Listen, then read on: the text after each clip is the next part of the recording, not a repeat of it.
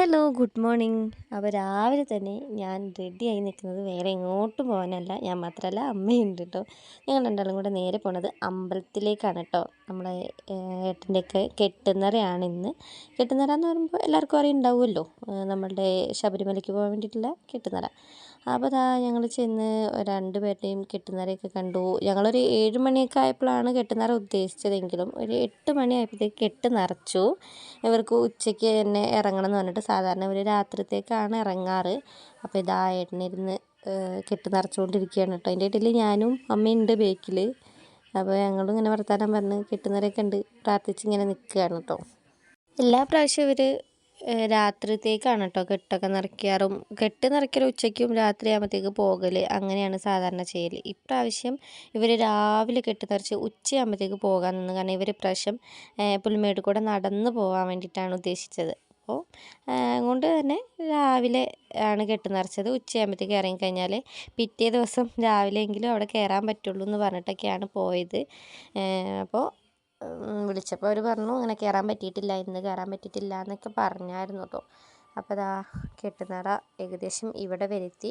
പിന്നെ വീട്ടിൽ നിന്ന് ചേച്ചിമാർ 2 പേരും പിന്നെ അമ്മേൻ്റെ അച്ഛനൊക്കെ വന്നിട്ടുണ്ടായിരുന്നു. അവർ ഈ ഒരു ടൈമിലൂടെ ഇല്ല, ബാക്കിയുള്ള വീഡിയോസൊക്കെ അവർ തന്നെയായിട്ട് എനിക്ക് എടുത്തൊക്കെ തന്നത്. ഇങ്ങനെ എനിക്ക് എടുക്കാനൊന്നും സമയം കിട്ടിയില്ല. അതേ കെട്ടുനിറയൊക്കെ കഴിഞ്ഞ് ആൾ പോകാനുള്ള ധൃതിയിൽ ഇങ്ങനെ അങ്ങോട്ടും ഇങ്ങോട്ടും ഓടുന്നതിൻ്റെ ഇടയിൽ എടുത്ത കുറച്ച് വീഡിയോസാണ് ഇട്ടത്.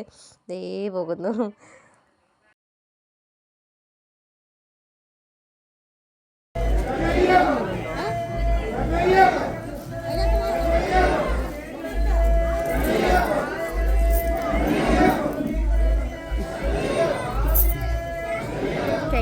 ഇവർ ഏകദേശം മൊത്തം ഒരു 45 പേരെങ്ങാണ്ടാണ് ഉണ്ട് എന്ന് പറഞ്ഞത്. അപ്പം അത്രയും പേരുടെ കെട്ടുനിറയും കാര്യങ്ങളൊക്കെ കഴിഞ്ഞപ്പോഴത്തേക്ക് ഏകദേശം 1 മണി ഒക്കെ ആയിട്ടുണ്ടായിരുന്നു കേട്ടോ. അപ്പോൾ 1 മണിയൊക്കെ ആയപ്പോഴാണ് ഇവർ ഇറങ്ങിയത്. 12 മണിയാണ് ലക്ഷ്യം വെച്ചതെങ്കിലും 1 മണിയൊക്കെ ആയപ്പോഴാട്ടോ ഇറങ്ങിയത്. അങ്ങനെ കെട്ടൊക്കെ നിറച്ച് നാളികേരമൊക്കെ ഉടച്ചിട്ട് അവരങ്ങനെ ഇറങ്ങിയിട്ടുണ്ടായിരുന്നു.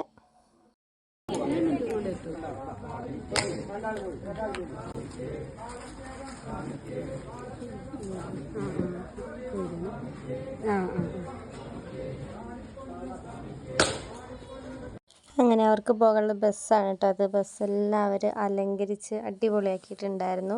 ഫ്രണ്ടൊന്നും എടുക്കാൻ പറ്റിയിട്ടുണ്ടായിരുന്നില്ല.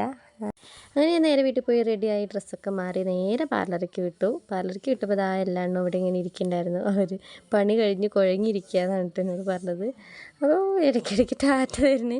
ഇതെന്തിനാണ് മറച്ച ചെയ്യുന്നറിയോ? തലയിൽ കളറിട്ടിരിക്കുകയാണ് ഗൈസ്, നിങ്ങളിത് കാണണോ, എന്നോടിത് പറയരുത് എന്ന് പറഞ്ഞ കാര്യമാണ്.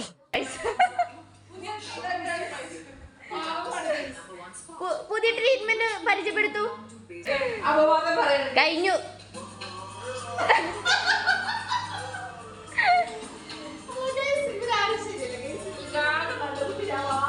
അതെ, തൈനാണ് തലയിൽ തട്ടിട്ടിരിക്കണേ. അങ്ങനെ ഇതാ നമ്മളുടെ ചെറുപ്പക്കാരി ഹെയറൊക്കെ വാഷ് ചെയ്ത് ഞങ്ങൾ നേരെ എല്ലാവരും കൂടി ചായ കുടിക്കാൻ വേണ്ടി ഇറങ്ങിയതാണ്. ഇതിനെപ്പോഴും ഉള്ളൊരു ടാറ്റ മാത്രമേ ഉള്ളൂ എന്ന് പറഞ്ഞുകൊണ്ടിരിക്കുകയായിരുന്നു കേട്ടോ ഞങ്ങൾ. ദേ വീണ്ടും ഞാൻ. അങ്ങനെ ഇന്നത്തെ ലൈറ്റ് ചായ കൂടി, പഴംപൊരിയും ചായയും. ഇങ്ങനെ ഞങ്ങൾ വൈകുന്നേരം വർക്കും കാര്യങ്ങളെല്ലാം കഴിഞ്ഞ് വീട്ടിലേക്ക് പോകുകയാണ് കേട്ടോ. ഇത് പറഞ്ഞപ്പോൾ എന്നോട് കുറച്ച് പേര് ചോദിച്ചിട്ടുണ്ടായിരുന്നു പാർലർ എപ്പോഴാണ് നമ്മൾ ക്ലോസ് ചെയ്യുന്ന ടൈം. നമുക്കങ്ങനെ ടൈമൊന്നുമില്ല ഗൈസ്, നമുക്ക് കസ്റ്റമർ ഇറങ്ങുന്ന ടൈമാണ് നമ്മുടെ ടൈം. അപ്പോൾ ഓക്കെ, ബൈ.